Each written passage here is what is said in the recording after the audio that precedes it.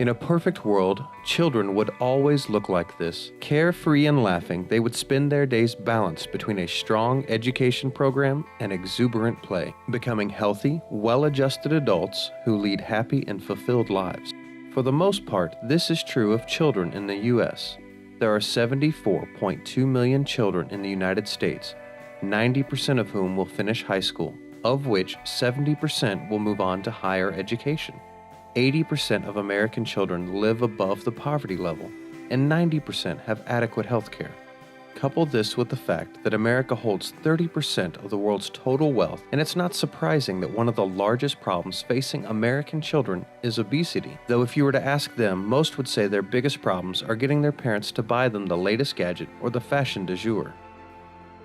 On the other side of the world, situated just north of the equator, lies the beautiful country of Ghana. Ghana was the first sub-Saharan country to declare independence from its colonial roots, and despite a rocky beginning, has great potential and a vibrant and beautiful people. The children of Ghana have little in common with their American counterparts. Over 1 million of Ghana's children have no family, no real home. In Ghana, where the average life expectancy is below 60 years, it is vitally important that these children find the love and stability of a home, or Ghana's potential will never come to light.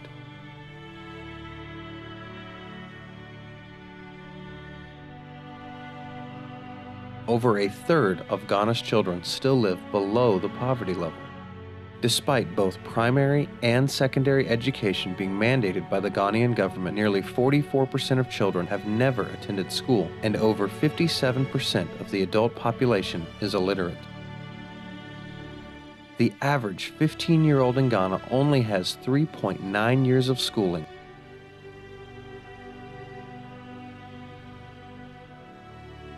Villages without schools and classrooms without teachers contribute to this problem.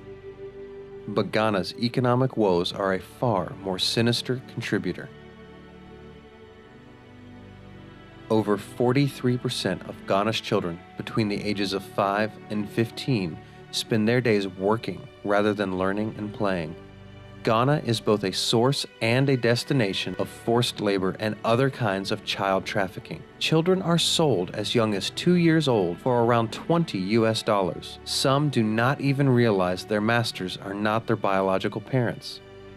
They are forced to mine, shepherd livestock, and fish on Lake Volta, a major agricultural industry for Ghana. When I was 6 years, I was to follow the same pattern of having been thrust into the fishing community. So it was at the age of 6 that I was given out to work as a fisherman. And I worked in 20 different communities between the ages of 6 and 13. So it was at the age of 13 that I escaped and got education.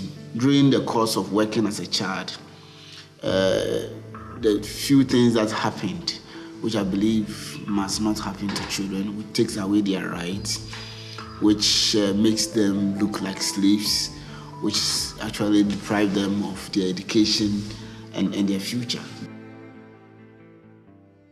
In the small town of Yeji, capital of the Pru district, Mawuli and his brothers in forced labor awake at 1 o'clock in the morning to begin their day of back-breaking labor on the shores of Lake Volta.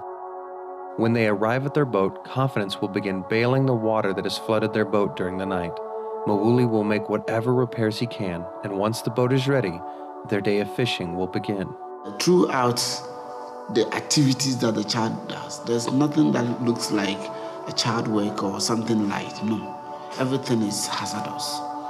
From the beginning, paddling of the canoe, fetching of water, dragging of the nets, removing of fishes, everything is hazardous. You work hours without food, though the work is very difficult. They're basically boys who are in bondage, who fish night and day to provide for their caretakers. Fishing in Volta Lake is super dangerous. It's man-made, so like any man-made lake, it fills in faster than they expect, so there's trees, there's debris. A lot of their nets get tangled. The boys can't afford new nets and can't afford the time that it takes to repair the nets, so the boys will dive and sometimes will get tangled in nets and often drowned. Through the filming, I helped them pull in the nets 2 or 3 times and my hands were almost bleeding. The nets were super heavy.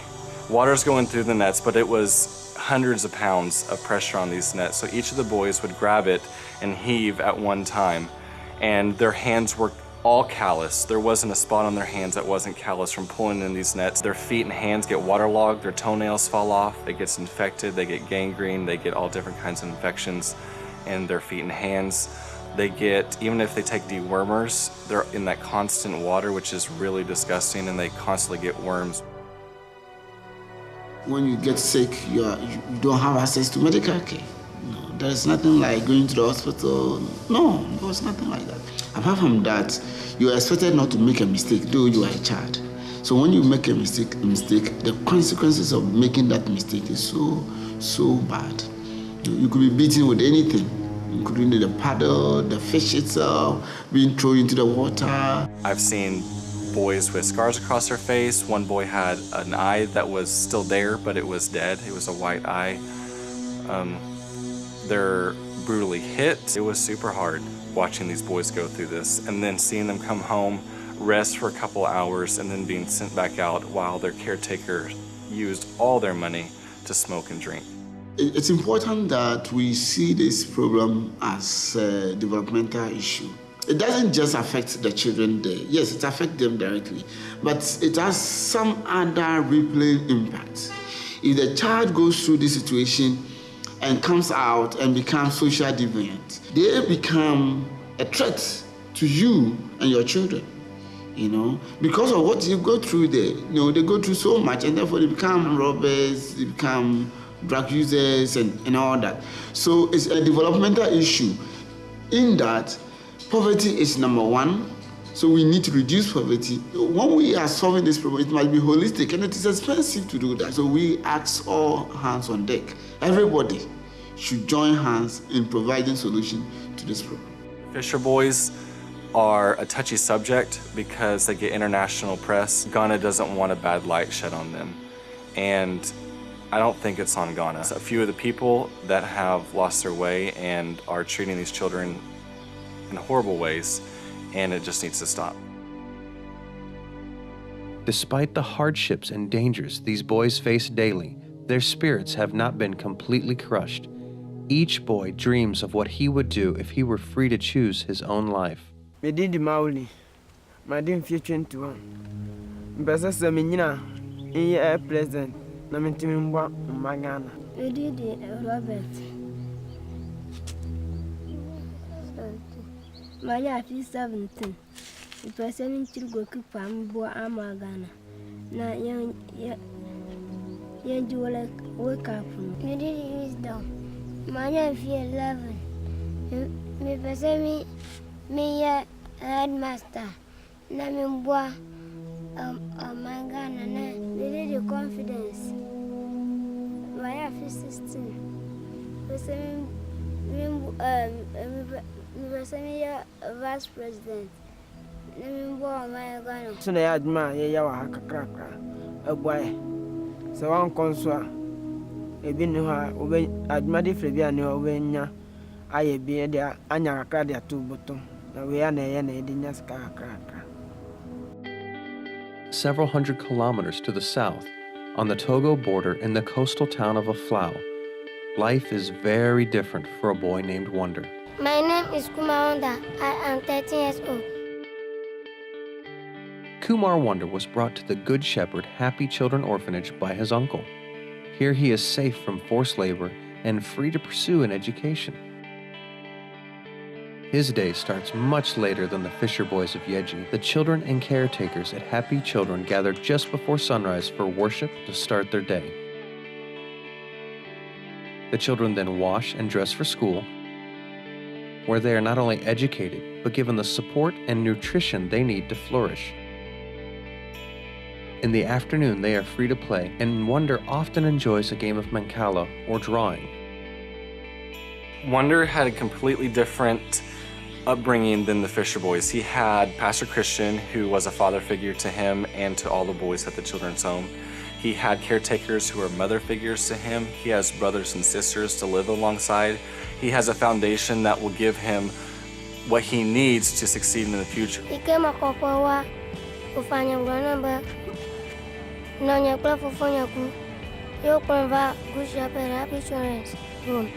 When I'm at the school, I'm going to when I got Pastor Chris, when I grow, I want to be an artist. My favorite color is white. I want to care for others. As a worker in a Happy Children's Home, I work with many children that touch my heart. They are very sharp. They also have a future plan for their life and their education and what they will become tomorrow. So that touched my heart a lot. Though they don't have anybody behind them, but they also have a future in life. And the way we are working with the children in Ghana here, we have seen a lot of potentials. Some of them are bright, some of them have a talent and that need to be sharpened. Like Wanda is have in mind to be a great artist in the world one day. As a father, we always want good things for our children. So I will be very happy if we will be helpful to these kids to be somebody tomorrow to help the whole world.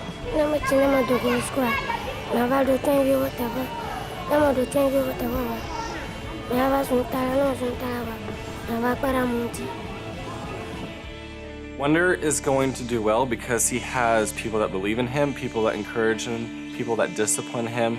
He's getting a foundation of education, of love, that will give him hope for the future, give him something to stand on.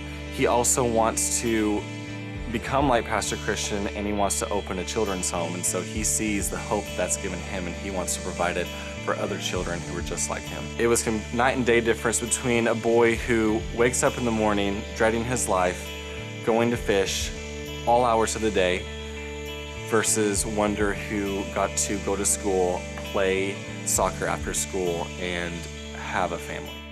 It is not too late for these Fisher boys of Yeji, nor for the other 1.7 million children under the age of 15 in Ghana who work. Many of these children have no families to be returned to, and those that are returned would likely be trafficked again. We must provide homes and families to the fatherless of Ghana. We must provide stability so they can spend their days doing what children should be doing, learning and playing, laying the foundation to become a contributing member to Ghanaian society. My dream for the children of Ghana is that they are loved and cared for and have a father figure and have a mother figure and have a family that loves and cares for them, a foundation they can go on, something they can fall back on. Hope. The single greatest need for the children of Ghana is to see the gospel lived out loud, for them to know Christ, for them to have education, for them to have a family, for them to have hope, something they can stand on, something they can rely on, someone who loves them. Facilitate seeks to connect Ghana's fatherless with those who can help. The plan is simple, but needs all hands on deck to make it work. Facilitate is partnering with local ministries and organizations to provide room and board for these children so that they have a stable and safe home life, allowing them to pursue their education. We are here to facilitate the growth of kids in need of the gospel, to provide food, room, and education for those who are in bondage. Education in Ghana is lacking.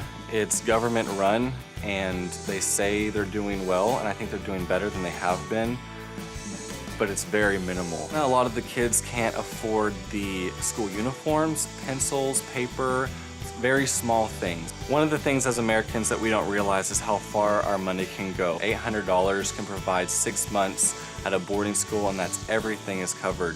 $20 can feed a Fisher boy for an entire month. $5 can buy uniforms. Dollars and cents can buy school supplies. If they don't have to worry about making the money and we can provide the education, then that's going to help them get a start in life. What breaks my heart the most is so many children don't get a chance. They don't have a voice. And there's so many simple things that we can do to provide that. The kids in Ghana don't have as many opportunities as we do, and we can provide a lot of those just by simply going with a missions organization, going with a humanitarian team, drilling for water wells, providing money for education, providing money for room and board. And so with your help and with Facilitate and other people like Facilitate, we can provide change. We can provide a hope for children. They cannot do this without your help. Facilitate and the children of Ghana need your prayers. Prayers that God will meet their needs and safely deliver them to the futures they can achieve. But prayers alone will not suffice. Please consider donating to Facilitate today to help build the facilities needed, to help recruit the foster parents and administrators who will pour their lives into Ghana's future, to provide all the necessary supplies to nurture the rescued fatherless of Ghana. Please help us give the children of Ghana something many of us take for granted, a hope for the future. Walk with me, Lord. Walk with me, Lord. All alone, this tedious journey, won't you walk with me? Walk with me, Lord. Walk with me. All alone, this tedious journey, won't you walk with me?